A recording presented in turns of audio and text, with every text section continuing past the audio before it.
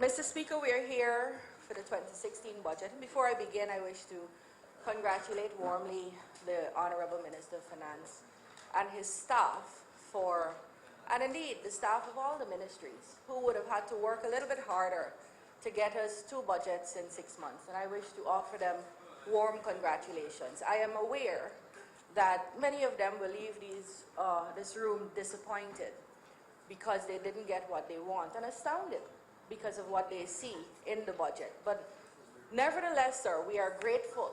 We are grateful for their tireless efforts over and over again. Mr. Speaker, this is about 9 months since the new government is in place. Enough time, I believe, with being on the jobs daily, and certainly they believe so, given that they've paid themselves handsomely, to understand fully what is happening in the country. Enough time to be able to garner where we are, where we were, where we want to go, and how to get us there. And so this is the budget that I believe could characterize this particular new government.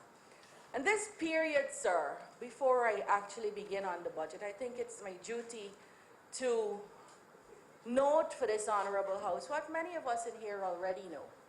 This period has been characterized by disappointment and sadness,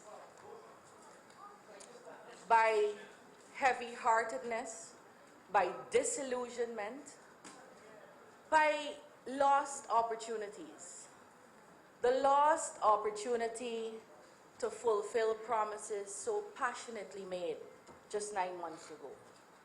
Lost opportunity to treat teachers the way you told them they should be treated. Give them massive increases.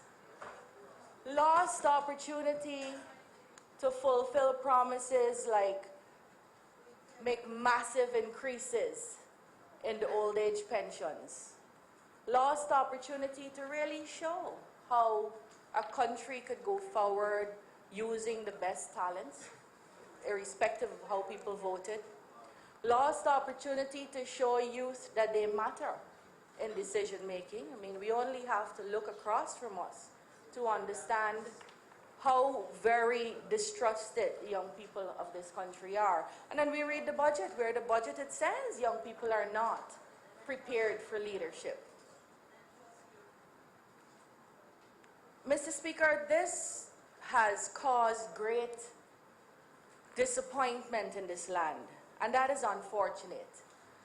We see from Dr. Jeffrey, I believe, Henry Jeffrey, commenting in the Starbuck News, former member of this House, now a lecturer, I believe, and commentator in the Starbuck News, said, "I bet the bottom dollar that a substantial number of those who wanted to see the PPP out of government and supported the coalition are now extremely disappointed with the performance of the latter." And as can be expected,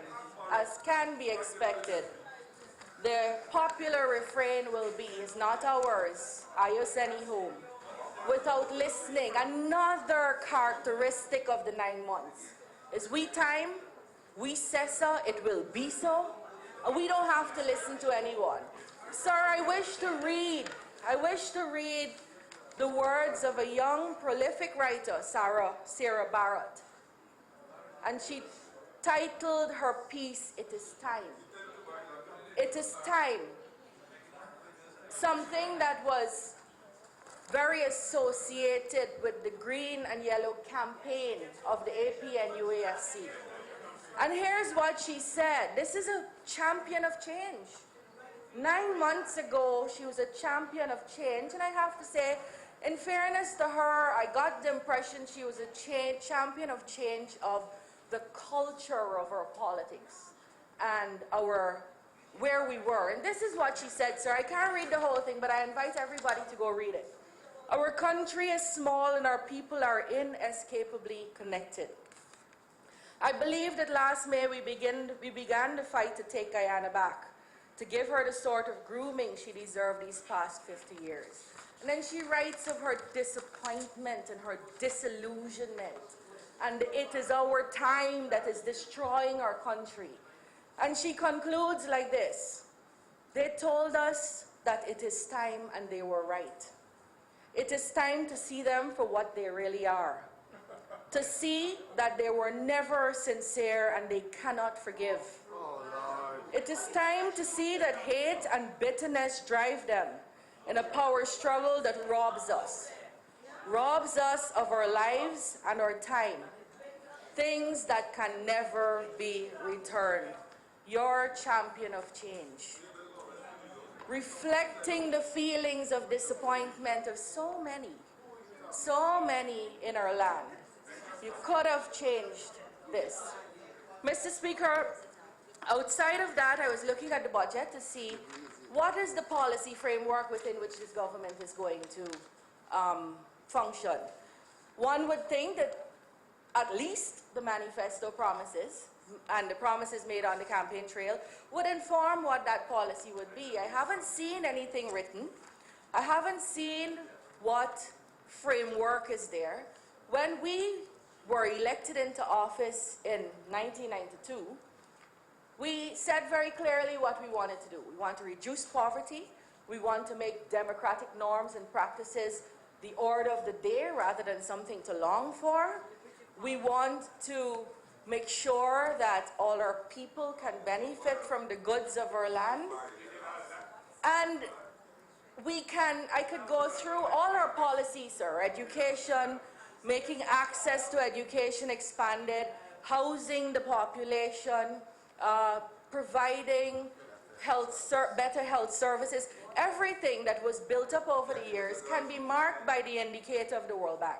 In 1991, the World Bank did a study on poverty on us, and they said that 61% of our people, around 61%, were living in poverty. That's out of every 100 persons, 61% were living in poverty in 1991 under the PNC government, the party that makes up the most of the APNU AFC government.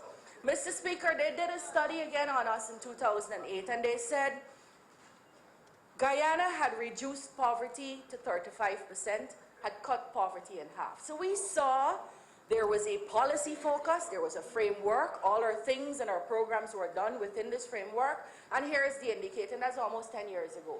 I'm absolutely sure this new government took over a better reduction in the poverty levels. In the absence of something clear, Mr. Speaker, about what policy this government is pursuing, we're left with the measures in this budget. And what are some of them? Bans on the importation of cars older than 8 years old, which will cause at least 80% of the people who bought cars last year not to be able to afford cars this year. Bans on the importation of tires that would quadruple the cost of tires. The category of persons who bought cars last year would not be able to buy cars this year. That means the mothers and fathers within a particular economic bracket, 80% who bought cars last year, had they postponed their purchase to this year, would be without transportation and probably relying on the bikes and buses. You have to break it down for you. And effectively ban on the importation of used tires, charging less on rum, assertions that home owners, women, families, their homes will be repossessed, assertions that rice is not government's business and is a private sector enterprise undeserving of government assistance, $1,200 for pensioners, $800 for poor people who are receiving public assistance, $1 million salaries for their ministers, new fees for licenses, removal of the WOW program, removal of the Because We Care cash grant program. From what is said in the budget and what is not said in the budget, I think we can garner what is the framework, what is the intent of this government. It is to make themselves comfortable, to live life large, while they neglect the persons who depend on them for service. And I think we can get a good summation of what the budget is. It came from no less a person than the honorable member of the government side, Mr. Odwin Rutherford, when he said this is not a poor people's budget. This is not a poor people's budget. He said that. And Mr. Speaker, If we were confused, then we heard from the other side, almost every speaker in the backbench, this inane repetition of nothing happened under the previous government, and that this budget was a fresh approach. And I understand why Mr.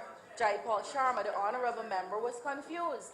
How could it be a fresh approach, and how could nothing have happened if so many programs, let's take the education sector, everything listed in here is a repetition of what we had 2 years ago. 2 years ago. That's not fresh. We announced it in this house 2 years ago.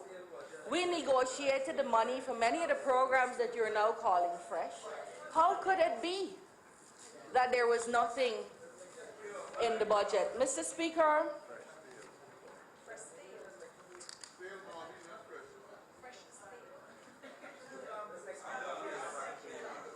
having taken almost wholesale from the last budget, from the PPPC's programs, all that is now in education.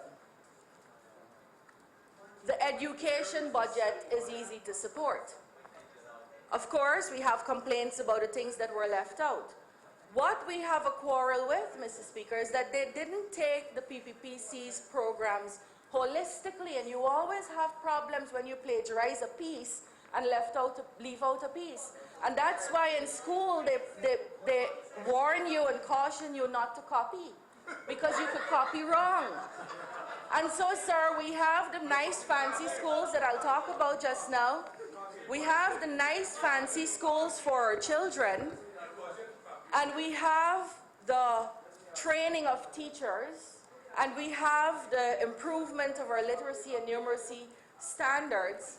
But so we're giving our children what the PPPC wanted to give them as far as education is concerned.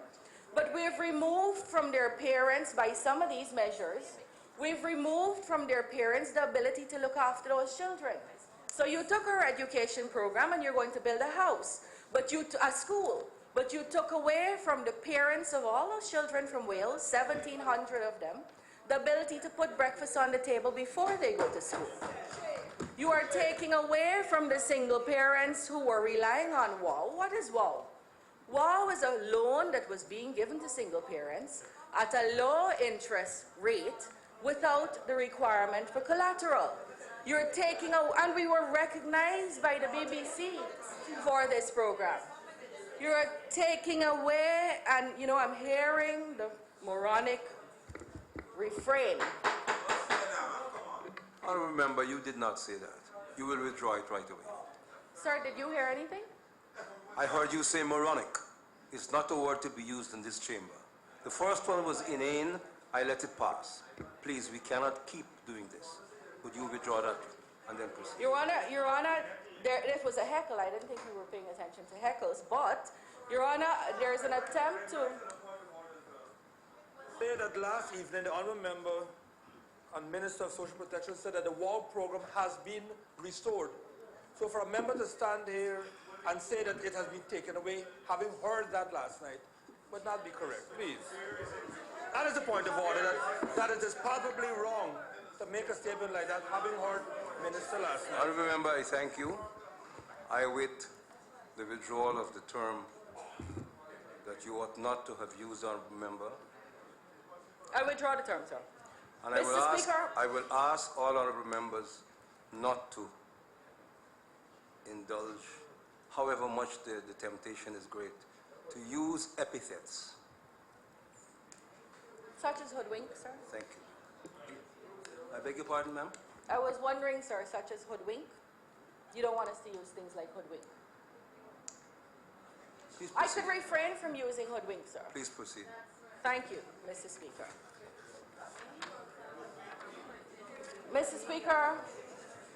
Mr. Speaker, we heard something mumbled as a heckle in this National Assembly about how many of the loans were bad. You don't quash a program because you can't manage the program.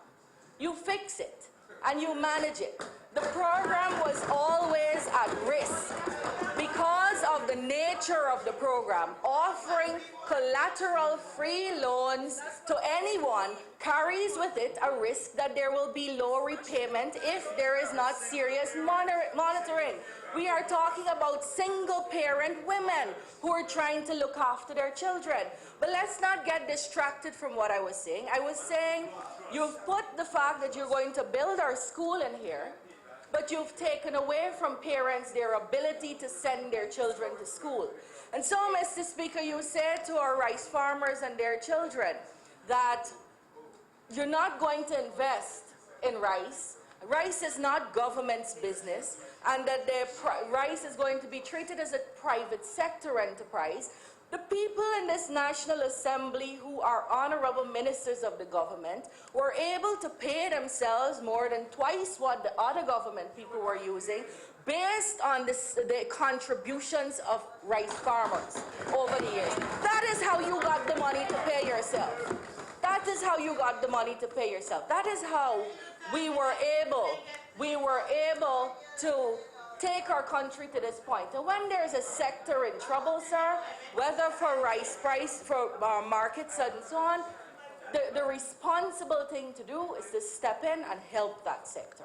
Help the people of the sector. They're not asking for $1 million a month or $1.7 million a month, but they're asking for some relief in diesel, some relief in fertilizers, some guidance. They'd like to see the Minister of Agriculture, a small thing like that. Never saw him. People are wondering if the honorable member was ever in a rice field. These are some of the real issues people want to talk about. Mr. Speaker, in the education,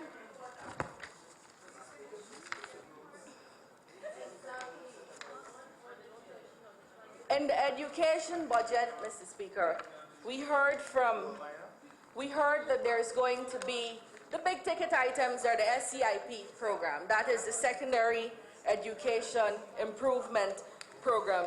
Mr. Speaker, I wish to bring to the attention of the National Assembly that in the budget debates of 2014, at paragraph 4.74, this is what Dr. Ashley Singh says. Moreover, we will commence implementation of a $10 million universal secondary education initiative, which will facilitate the construction of new schools and provision of materials for improved teaching techniques and technology-assisted learning in mathematics. Our teacher training college will continue to offer, etc., etc. In 2014, we announced this program in the 2014 budget. By 2016, had we been in office, we would have been coming with new things. You come in 2016, 2 years later, and bring as a fresh idea, and as the Minister of Finance says, a new initiative, a program we began in 2014. 2014, stagnated. It's a stagnation budget. 2014 items being brought up to 2016. What was in that program? To take us to a closer place where we could have universal secondary education. And there were programs built in. For example, there are to be 4 new secondary schools. Most of them with 1,000-person capacities, state-of-the-art science labs, and all the works. One was supposed to be at Good Hope on the East Coast, and I hope we have not changed this in the new philosophy of paying off political investors. There was supposed to be one at Good Hope, there was supposed to be one at Parfait Harmony, there was supposed to be one on the highway, and these schools would be schools that would allow us to get closer to universal secondary education. This is the program that the minister boasted about, a good program, where teachers would be trained further to deal with mathematics and English and the STEM subjects. This is the program. This is the program where grade 8 students will get, more than 800 students, the tablets that the minister spoke about. This is the program that would allow for us to have better improved grades at mathematics and English. This is what the Honorable Minister spoke about. This is our program from 2014. We support it fully. It's a good program. What we're asking you to do is innovate and come up with ideas and come up with good plans for Guyana. Do not be lazy and copy what we did. Come up with things that will complement what we have already done. The next big ticket item in the budget was the, Mr. Speaker, that is being touted as new, is the Early Childhood Education Program. The Early Childhood Education Program, where we're looking to put, and they call it a new approach, shamelessly, sir. Shamelessly. This, Mr. Speaker, I turn the House's attention to 2014, a publication by a national newspaper, the Guyana Times. This is what it said. Education Minister Priya Manickchand with Global Partnership for Education Board Chair Julia Gillard. And there was a photograph. The Education Ministry has announced that at the last meeting of the Board of Directors, on which Education Minister Priya Manickchand sits as a director, representing Latin America and the Caribbean, the Global Partnership for Education approved a $1.7 million education grant for Guyana. And I'm hearing the comments about who wrote the article. Here's what Julia Gillard said. We want to question that. This is critical. This is the former Prime Minister of Australia, who is now the chairperson of the board for the Global Partnership for Education. This is critical funding at a time when 58 million children of primary school age are not in school. Guyana has earned this because it was to be an addition to all the good works we were doing. Guyana, presently, we left the APNU government with an 8 to 5% enrollment in nursery education, which is the highest in the Commonwealth Caribbean. Coming back, sir, coming back and telling us that you have an early childhood education program and shamelessly calling it a fresh approach and new government is a stagnation move. Mr. Speaker, what I would have liked to hear from the Finance Minister is, given that the donor funding for education has been reduced by 10% or more by now from 2010, how are we going to make sure our education funding, which used to be 5% under the PNC, that has been moved to between 14 and 17% under the PPP, that has continued under this government, how are we going to sustain the growth we have made and even go further? That's what I'd like to hear, sir. Not repackage what we had and come here and tell me it's a fresh approach. This is stagnant. It is stagnant. It is doing what we did 2 years ago. Mr. Speaker, I'd like to find out from, and the other items, uniform for children, done by the PPP. In fact, sir, done far more effectively than is being done now. The last year budget, as was mentioned by the previous speaker on my side, the last year budget has still not been implemented. There are children all over the hinterland regions who have seen the faces of ministers who went there to shake hands and distribute colors, but have not been given their uniforms. So they're given boots and slippers, the BS program, sir, boots and slippers, but they can't go to school without their school uniform. So they've been given the boots and the slippers, but they can't go to school without a uniform, and they haven't been given that. That went back. That went back. The school feeding program, sir, the school feeding program, which is again repeated in the budget as though it's a fresh issue, fresh intervention, is something that was started by the PPPC government. The extension of the 7,000 new children who are going on the program is in the strategic plan that was left at the Ministry of Education. It was bringing the children who were off the program onto the program. And what is frightening, sir, is that this program was copied without people understanding the philosophy of the program. And so what we had was not only a program that kept our children filled on nutritious meals, but it was a program that provided employment for the village, people in the village, either by the making of the peanut butter or the making of the cassava bread. What we have now, sir, is bringing over from Brazil for many of the schools, an importation from Georgetown, that biscuit with the cream in the middle. Absolutely no nutrition. And it would be interesting to learn who they're buying some of that from. Are they repaying this political investment we heard about? Because they have totally failed to grasp the import of the program for the village economy. And may I say, sir, that this is a program that was recognized globally as a model,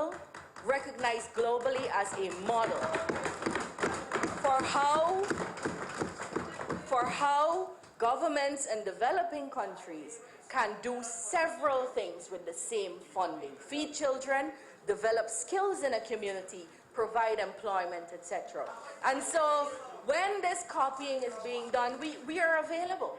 We are available to come and explain to you why we came up with something and why it's important that it stays the same way.